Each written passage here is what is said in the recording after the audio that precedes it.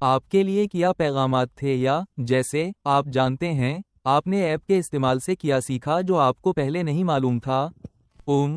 میں نے یہ سیکھا کہ خاص طور پر میری جہاں میں اپنی ڈیموگرافک میں ہوں، ایک خاتون کے طور پر سابقہ سگریٹ نوش میں شاید کم خطرے میں ہوں، لیکن مجھے یہ جان کر حیرت ہوئی کہ خواتین کو فالج کا خطرہ زیادہ ہوتا ہے جتنا میں جانتی تھی۔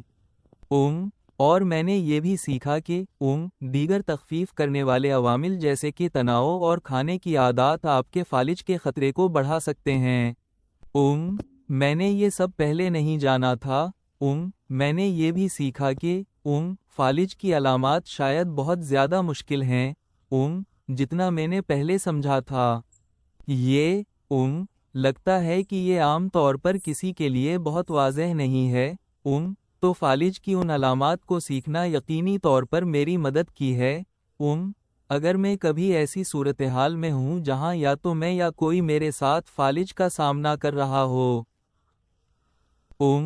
اور اس نے واقعی میری آنکھیں کھول دی ہیں کہ میں کیا کر سکتا ہوں اور اس کے طویل مدتی اثرات جو مجھ پر یا کسی شخص پر ہو سکتے ہیں جو فالج سے متاثر ہوا ہو۔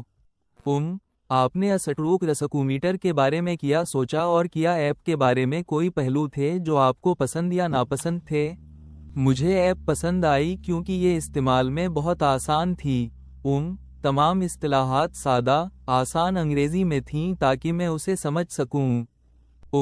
مجھے یہ پسند آیا کہ مختلف مینیو اور ذیلی مینیو تھے، اس لیے ایپ کی سمت بہت آسان ہو گئی۔ مجھے ایپ میں تمام معلومات پسند آئیں۔ شاید ایپ کے بارے میں واحد چیز جو مجھے ناپسند تھی وہ یہ تھی کہ گرافکس شاید تھوڑا زیادہ جدید ہو سکتے تھے۔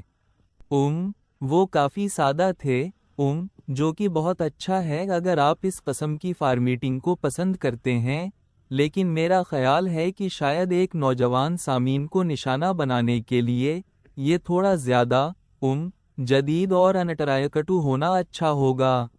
لیکن اس کے علاوہ میں نے واقعی ایپ کا لطف اٹھایا کیونکہ یہ بہت معلوماتی اور استعمال میں آسان تھی۔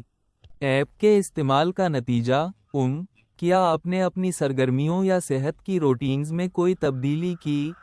جی ہاں، میں نے واقعی اپنے سگریٹ نوشی کی عادات کے بارے میں سوچا۔ میں تقریباً ایک ہفتے میں ایک پیکٹ سگریٹ پی رہا تھا، اور ظاہر ہے سگریٹ نوشی کے دیگر تمام بدصورت ضمنی اثرات کے علاوہ میں جانتا تھا کہ یہ آپ کے فالج کے خطرے کو کتنا برا متاثر کر سکتا ہے۔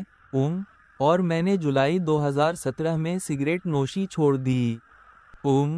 تو اب 1 سال ہونے والا ہے، اور یہ ظاہر ہے کہ میری مجموعی صحت کے لیے ایک بہت بڑی مدد رہی ہے، لیکن یہ میرے فالج کے خطرے کو بھی کم کرے گا۔ اور دوسری چیز جو میں کر رہا ہوں وہ ہے زیادہ صحت مند کھانے کی ورزش، کیونکہ میں نے یہ نہیں جانا تھا کہ یہ آپ کے فالج کے خطرے پر کتنا اثر ڈال سکتا ہے۔